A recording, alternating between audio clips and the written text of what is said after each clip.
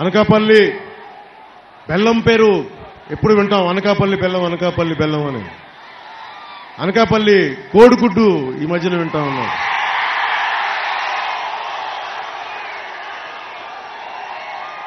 కోడి గుడ్డు పెట్టింది, ఇంకా బతుకుతా ఉంది. ఈ వైసీపీ కోడి ఒక డిప్యూటీ సీఎంని ఇచ్చింది, 5 పోర్ట్ఫోలియోలకు మంత్రినిచ్చింది, ఒక విప్నిచ్చింది, కానీ 1 కిలోమీటర్ రోడ్డు వేయలేకపోయింది.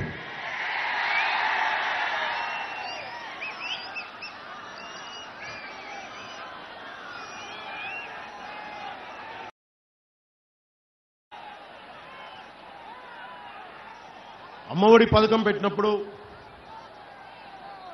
ఒక్కొక్కళ్ళకి 15,000 రూపాయలు ఇస్తామని చెప్పి మాట ఇచ్చారు. సంవత్సరానికి 2వ సంవత్సరం వచ్చేటప్పటికి 1000 రూపాయలు తగ్గించి 14,000 రూపాయలు చేశారు.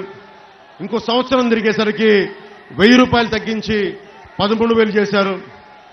21-22లో మొత్తానికి వేయకుండా ఎగ్గొట్టేశారు డబ్బులు.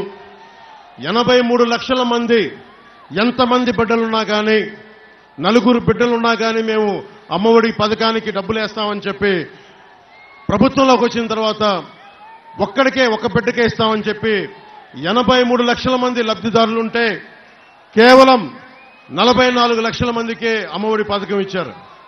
రకరకాల కారణాలు, 44 లక్షల మందికి మీకు ఇస్తున్నామని చెప్పి.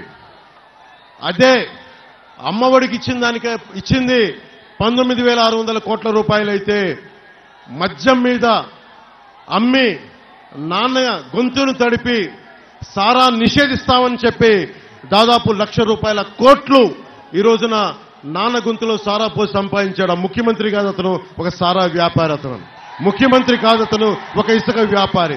ముఖ్యమంత్రి కాదు, అతను ఒక మనకి ల్యాండ్ని దోచే ఒక స్కామ్స్టర్ అతను. అలాగే మీ అందరికీ తుమ్మపాల షుగర్ ఫ్యాక్టరీ ఉంది. దారి పొడవున వస్తా ఉంటే, అన్న మా తుమ్మపాల షుగర్ ఫ్యాక్టరీ గురించి మాట్లాడుతున్నానంటే మాట్లాడమని చెప్పిన వారికి ఒకటే చెప్పా. 2014 నుంచి మన అనకాపల్లిలో తిరిగినప్పుడు, పోరాట యాత్ర 2018లో తుమ్మపాల షుగర్ ఫ్యాక్టరీకి వెళ్ళాను. అక్కడికి నష్టాల కారణంగా మూసేస్తే, సమర్థవంతంగా నడపలేకపోతే మూసేస్తే కార్మికులకు ఆ రోజున ఒకటే హామీ ఇచ్చాం, నేను నిలబడతానని. అదే వైఎస్ జగన్ ప్రభుత్వం మేము వచ్చి దీన్ని తెరిపిస్తానని చెప్పి ఈ రోజున దాన్ని 300 కోట్ల రూపాయలకి సైలెంట్ గా, మౌనంగా దాన్ని ఒక రియల్ ఎస్టేట్ పీస్ లాగా అమ్మేస్తా ఉన్నారు.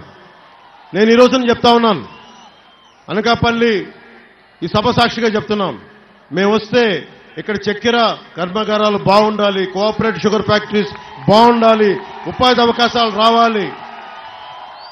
ఇలాంటి డిబేట్లు జరగాలంటే కొణతాల రామకృష్ణ గారు అనకాపల్లి నుంచి వెళ్ళాలి. సుజలా స్రవంతి పథకం, ఉత్తరాంధ్ర సుజలా స్రవంతి పథకం రావడానికి కొణతాల రామకృష్ణ గారే కారకులు.